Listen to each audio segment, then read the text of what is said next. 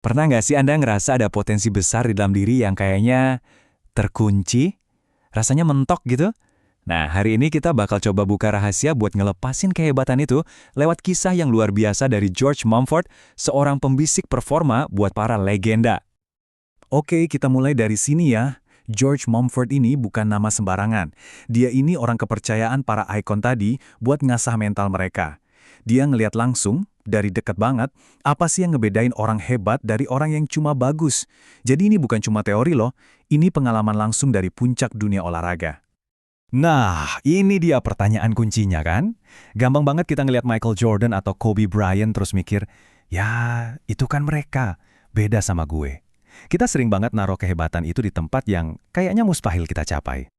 Dan disinilah filosofi Mumford jadi luar biasa kuat. Dia percaya kalau potensi kehebatan itu ada di dalam diri kita semua. Nggak peduli siapapun kita. Dari ruang ganti tim juara NBA sampai sel penjara dengan keamanan maksimum, dia ngelihat percikan yang sama. Potensi manusia yang cuma nunggu buat dibuka kuncinya.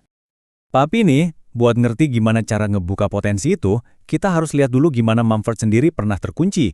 Perjalanannya tuh gak dimulai dari puncak, justru sebaliknya, dari titik paling bawah. Jadi, ceritanya dimulai dengan harapan besar. Dia seorang pemain basket yang sangat berbakat.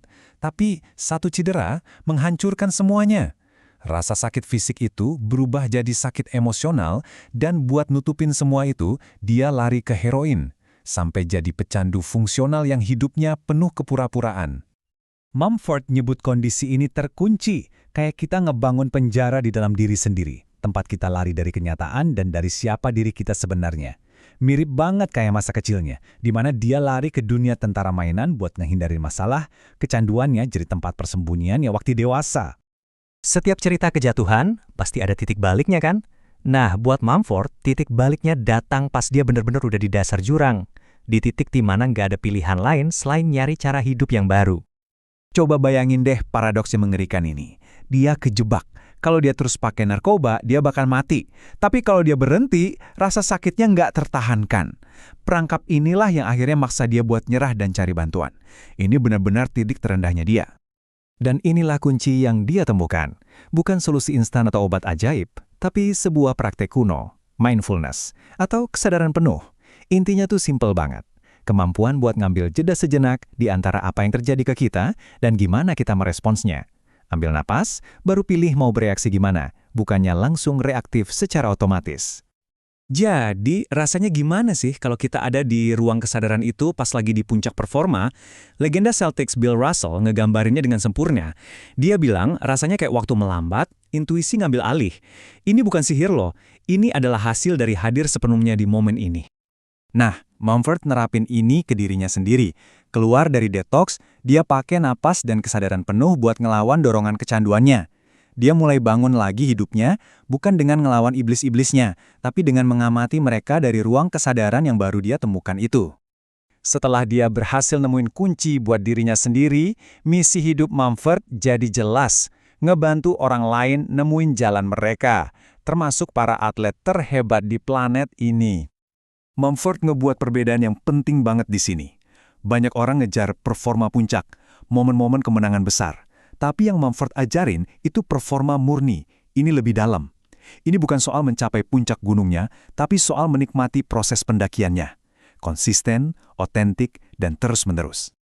Dan nggak ada contoh yang lebih baik dari muridnya Mumford selain almarhum Kobe Bryant. Kisah ini nunjukin dengan sempurna apa artinya performa murni dalam situasi yang paling menantang sekalipun.